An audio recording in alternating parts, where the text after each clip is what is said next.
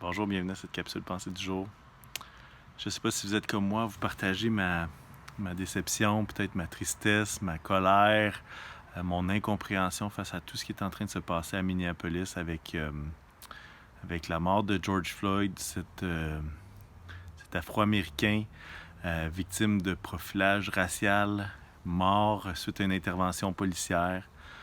Et il y a toutes sortes d'émeutes qui sont en train de secouer les États-Unis et c'est d'une grande tristesse et ça nous rappelle que le cœur humain a tellement de difficultés avec les différences. Et le racisme en est une preuve flagrante. Je lisais sur Facebook quelqu'un qui disait il n'y a pas plus de racisme qu'il y en avait avant, mais maintenant le racisme est filmé. Maintenant, il est publié de façon publique sur les médias sociaux, ce qui fait en sorte qu'on a l'impression qu'il est plus présent, mais il a fait partie de toutes les époques. Et le cœur humain, le cœur humain est tordu. Et le péché vient, comment je dirais ça? Le péché vient dénaturer cet amour parfait que nous devrions vivre. Et quelle tristesse. Et j'ai beaucoup de compassion pour toute la communauté de Minneapolis qui pleure la mort, mais également de toutes les autres personnes qui sont victimes de ce racisme-là. Peut-être pas dans la même intensité que cet homme-là a subi, mais qui la vivent presque quotidiennement. On sous-estime les souffrances des différentes nations qui habitent au Québec. On sous-estime les souffrances du quotidien qu'ils ne peuvent pas partager, qu'ils ne peuvent juste pas partager et qu'ils gardent pour eux. Et c'est une souffrance des injustices, des regards, des paroles, des jokes, tellement de choses. Alors que je partageais dimanche lors de la journée de la Pentecôte, vous savez, un prédicateur n'est jamais capable de dire tout ce qu'il a étudié, tout ce qu'il a réfléchi.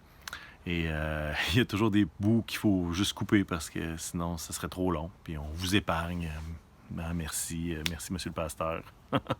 Alors, mais ce que je veux dire, c'est qu'il y a toujours des réflexions supplémentaires. Puis la sagesse, c'est d'essayer de dire juste, Seigneur, c'est quoi le plus important, là? Qu'est-ce que tu veux vraiment que je dise? Puis j'ai fait référence justement à cette situation-là sans pouvoir la détailler plus. Mais lors de la Pentecôte, les 120 se ramassent dans la chambre haute et ils se mettent à parler en langue. Déjà là, c'est un acte qui est tellement puissant. Mais non seulement ça, ce qu'on apprend dans le texte, c'est que il y a une multitude qui accourt, qui parle différentes langues, qui parle plein de langues, mais il y a une foule de peuples différents qui entendent les merveilles de Dieu dans leur propre langue à travers ces 120-là qui se mettent à parler en d'autres langues.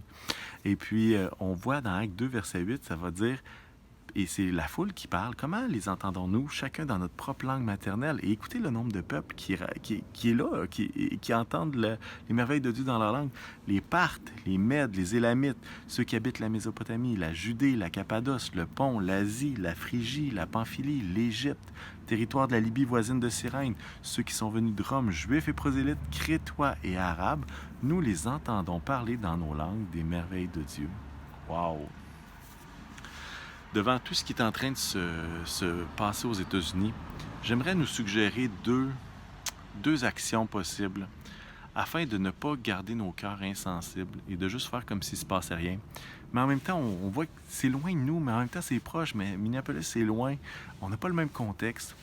Mais peut-être deux suggestions que je pourrais vous faire à travers toute cette situation. La première, c'est de prier. De prier avec compassion pour ceux qui souffrent. De prier que Dieu puisse consoler les cœurs parce que, évidemment, c'est très, très difficile de comprendre toute la complexité de ce qui est en train de se passer. Il faut avoir l'humilité là, de ne pas penser qu'on comprend toutes les guerres raciales, qu'on comprend tous les regards, qu'on comprend toutes les allusions, qu'on comprend les injustices. Que Dieu nous préserve de penser qu'on comprend tout, mais on peut prier avec compassion pour les familles dans le deuil, pour la communauté qui est tellement affectée, pour ceux qui sont en colère présentement. Et à quelque part, ils ont peut-être raison d'être en colère aussi. et, et on peut prier pour eux avec que vraiment Dieu puisse donner de l'amour, puisse rétablir des ponts qui sont brisés. La deuxième chose que je veux nous suggérer, c'est d'être rempli de l'Esprit, parce que quand on est rempli de l'Esprit, le Saint-Esprit ouvre nos cœurs larges. Et il ouvre nos cœurs afin qu'on puisse aimer plus, qu'on puisse aimer malgré les différences, qu'on puisse aimer les différences et qu'on puisse aimer comme Christ nous a aimés. Et on a besoin de l'œuvre du Saint-Esprit pour faire ça parce que nos cœurs pécheurs n'y sont pas attirés naturellement. Et en fait, alors qu'on est rempli de l'Esprit et que l'Esprit vient élargir nos cœurs, mais on se prépare pour ce jour merveilleux.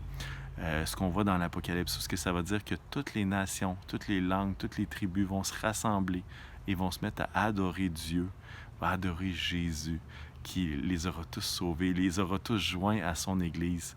Et qu'on puisse être de ceux qui font une différence. On n'a pas besoin d'être à Minneapolis pour faire une différence, mais on a besoin dans nos gestes du quotidien de refuser cette haine-là, de refuser